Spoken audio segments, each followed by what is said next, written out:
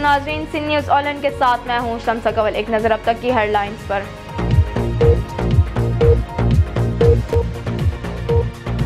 وزیر دفاع خواجہ محمد آصف نے کہا ہے کہ کشمیر کا مسئلہ اقوام متحدہ کی قراردادوں کے مطابق جلد حل کرنا ہوگا، ورنہ خطے کا امن متاثر ہونے کا خدشہ ہے۔ مقبوضہ کشمیر کے ضلع کپوڑا میں بھارت فوجی کیمپ پر حملے میں 5 فوجی ہلاک اور متعدد زخمی ہو گئے۔ ترجمان دفتر خارجہ نفیس زکریا نے کہا ہے کہ کلبھوشن جادھو جاسوس ہے اور دہشت گردانہ سرگرمیوں میں ملوث ہے۔ کلبھوشن کو قونصلر رسائی دینے کا فیصلہ میرٹ پر کیا جائے گا۔ ایف سی اور حساس ادارے نے بلوچستان کے علاقے من میں کارروائی کر کے 5 دہشت گردوں کو ہلاک کر دیا۔ نون لیگ کے دانیال عزیز نے چیلنج کرتے ہوئے کہا کہ ہمت ہے تو عمران خان نام بتائیں کہ کس نے انہیں 10 ارب روپے کی پیشکش کی۔ عدالتوں میں عمران خان کا ایک ایک جھوٹ ثابت کریں گے۔ خیبر پختونخوا پولیس نے مشال خان قتل کیس کی رپورٹ سپریم کورٹ میں پیش کر دی۔ رپورٹ میں کہا گیا کہ مشال خان کو 3 گولیاں ماری گئیں۔ گولیاں مارنے والے ملزمان کی شناخت ہوگی، ابھی تک اسے گرفتار نہیں کیا جا سکا۔ پی ٹی آئی کے رہنماؤں کو آج پی آئی ڈی اسلام آباد میں پریس کانفرنس کی اجازت نہ ملی، جس پر پی ٹی آئی رہنماؤں شہریار افریدی اور شبلی فراز نے شدید رد عمل کا اظہار کرتے ہوئے انتظامیہ میں تلخ جملوں کا تبادلہ کیا اور حکومت مخالف نعرے بھی لگائے۔ تحریک انصاف بلے کے نشان پر ضمنی انتخابات نہیں لڑ سکتی، پارٹی انتخابات نہ کرانے پر الیکشن کمیشن نے حکم نامہ جاری کر دیا۔ ایم کیو ایم پاکستان نے سپریم کورٹ میں پٹیشن دائر کر دی، جس میں استدعا کی گئی کہ صوبائی حکومت سے اختیارات اور وسائل بلدیاتی اداروں اور میر کو منتقل کیا جائے۔ سپریم کورٹ نے چیئرمین نادرا کو حکم دیا کہ بیرون ممالک نادرا مذاکر میں کتنے افراد اور وہ کب سے کام کر رہے ہیں، عدالت کو تفصیلات فراہم کی جائیں۔ ملازمت کرنے والے افراد کی تنخواہوں سے بھی آگاہ کیا جائے۔ سندھ ہائی کورٹ نے آئی جے سندھ اللہ ڈینو خواجہ کو عہدے سے ہٹانے کے خلاف حکم امتناع برقرار رکھا ہے۔ لیا میں گھریلو حالات سے تنگ باپ نے 5 بچوں کو زہر دے کر خودکشی کر لی۔ آئیے چلتے ہیں خبروں کی تفصیل کی جانب۔ ترجمان دفتر خارجہ نفیس زکریا نے کہا ہے کہ کلبھوشن جادھو جاسوس ہے اور دہشت گردانہ سرگرمیوں میں ملوث ہے۔ کلبھوشن کو قونصلر رسائی دینے کا فیصلہ میرٹ پر کیا جائے گا۔ ترجمان دفتر خارجہ نے کہا ہے کہ احسان اللہ احسان نے پاک فوج کے سامنے سرنڈر کیا۔ بھارت پاکستان میں تخریب کاری کے لیے افغانستان کی سرزمین استعمال کرتا ہے۔ پاکستان نے یہ معاملہ پہلے بھی اٹھایا ہے۔ ترجمان کے مطابق جماعت الحرار نے کرم ایجنسی حملے کی ذمہ داری قبول کی۔ سب جانتے ہیں کہ جماعت الحرار کہاں موجود ہے۔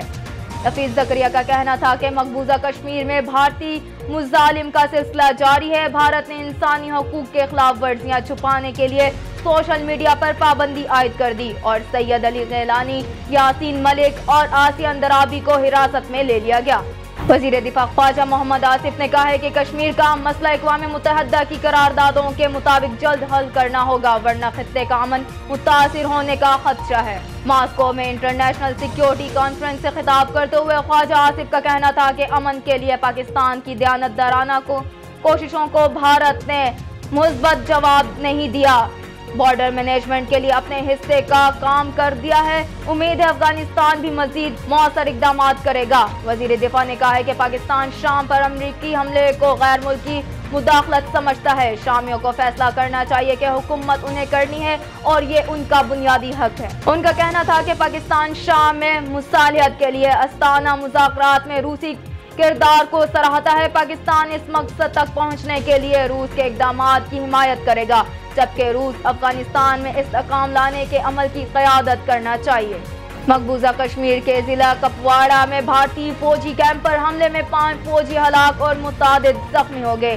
بھارتی میڈیا کے مطابق حملہ آج صبح کپواڑہ میں پنج گاؤں کے علاقے چوکی بال میں واقع بھارتی فوجی کیمپ پر کیا گیا، جس میں بھارتی فوج کے 2 افسران سمیت 5 فوجی ہلاک جبکہ متعدد زخمی ہو گئے۔ بھارتی میڈیا کے مطابق حملے میں ہلاک افسران میں 1 کیپٹن اور 1 جونیئر کمیشنڈ آفیسر شامل ہیں۔ ایک بھارت فوجی افسر نے حملے کے بعد شروع کیے گئے سرچ آپریشن میں 2 حملہ آوروں کو ہلاک کرنے کا دعویٰ کیا ہے۔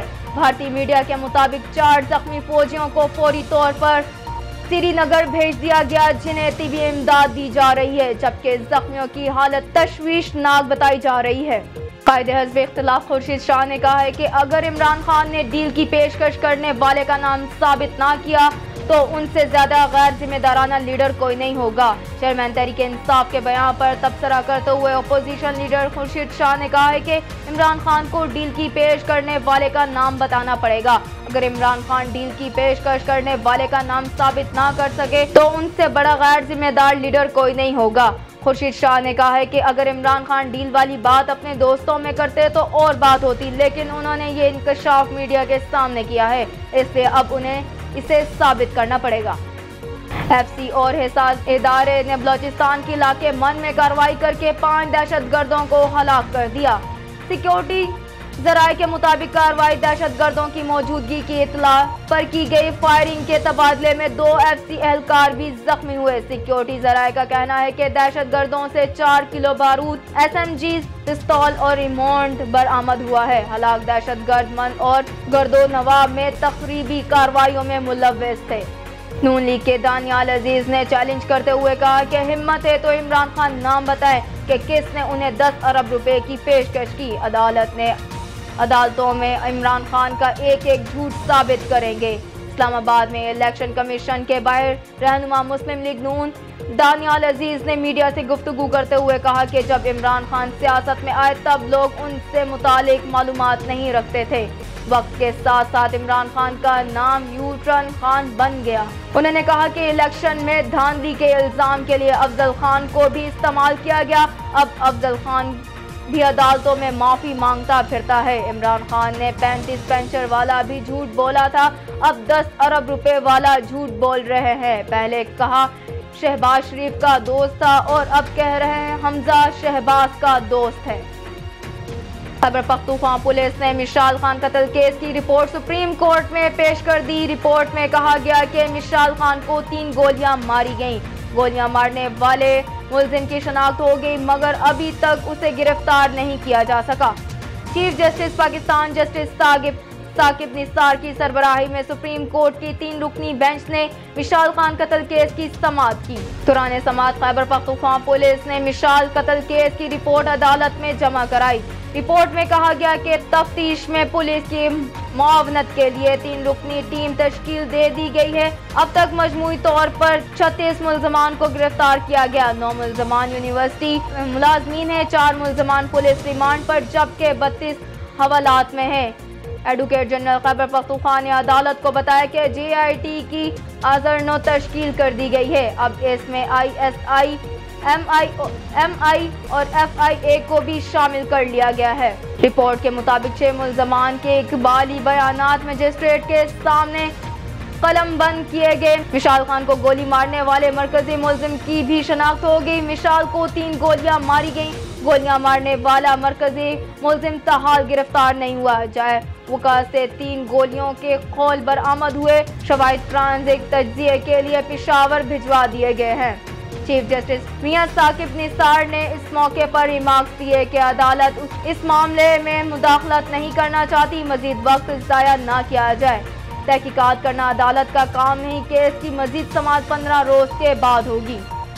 PTI کے رہنماؤں کو آج PID اسلام آباد میں پریس کانفرنس کی اجازت نہ ملی، جس پر PTI رہنماؤں شہریار افریدی اور شبلی فراز نے شدید رد عمل کا اظہار کرتے ہوئے انتظامیہ سے تلخ جملوں کا تبادلہ کیا اور حکومت مخالف نعرے بھی لگائے۔ تحریک انصاف کے رہنماؤں اور PID انتظامیہ کے درمیان تلخ جملوں کا تبادلہ بھی ہوا۔ اس موقع پر میڈیا سے گفتگو میں نعیم الحق کا کہنا تھا کہ ان کی جماعت اپنی جدوجہد اور بڑھائے گی۔ لوگ کل کے جلسے میں دیکھ لیں گے، جنہوں نے مطالبہ کیا کہ نواز شریف جتنی جلدی ہو استعفیٰ دیں۔ نعیم الحق کا کہنا تھا کہ نواز حکومت اپنے اختیارات کا ناجائز استعمال کر کے انفارمیشن کا بجٹ ذاتی تشہیر پر خرچ کر رہی ہے۔ مریم اورنگزیب اقدامات پر نظر ثانی کریں۔ اس موقع پر موجود PTI رہنما فواد چودھری نے کہا کہ PTI کے لیے ہر سڑک PID ہے، جنہوں نے کل کا جلسہ پورے طاقت سے کرنے کا اعلان بھی کیا۔ تحریک انصاف بلے کے نشان پر ضمنی انتخابات نہیں لڑ سکتی۔ پارٹی انتخابات نہ کرانے پر الیکشن کمیشن نے حکم نامہ جاری کر دیا۔ الیکشن کمیشن کے مطابق تحریک انصاف اب تک انٹرا پارٹی انتخابات کرانے میں ناکام ہے۔ انٹرا پارٹی انتخابات تک ضمنی یا بلدیاتی انتخابات میں بلے کا نشان جاری نہ کیا جائے۔ الیکشن کمیشن نے بلے کا نشان الاٹ نہ کرنے کا حکم نامہ چاروں صوبائی الیکشن کمیشن کو بھجوا دیا۔ تحریک انصاف پارٹی آئین کے مطابق ہر 4 سال میں انٹرا پارٹی الیکشن کرانے کی پابند ہے۔ تحریک انصاف کو پارٹی آئین کے مطابق انٹرا پارٹی الیکشن 2016 میں کرانے تھے۔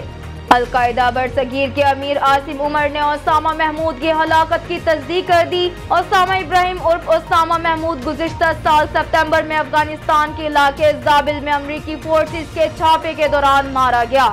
اسامہ کا تعلق اسلام آباد سے تھا۔ وہ القاعدہ کے میڈیا ونگ الصحاب اردو کا انچارج تھا۔ القاعدہ برصغیر نے اسامہ محمود کی ہلاکت کی تصدیق 26 اپریل کو ایک بیان میں کی تھی۔ ٹرک نمبر 341 میں گھریلو حالات سے تنگ باپ نے 5 بچوں کو زہر دے کر خود بھی خودکشی کر لی۔ مطابق لیا نے چک نمبر 341 کی رہائش 35 سالہ طارق نے گھریلو ناچاکی پر اپنے 5 بچوں کو زہر دے کر خود بھی زہر پی لیا۔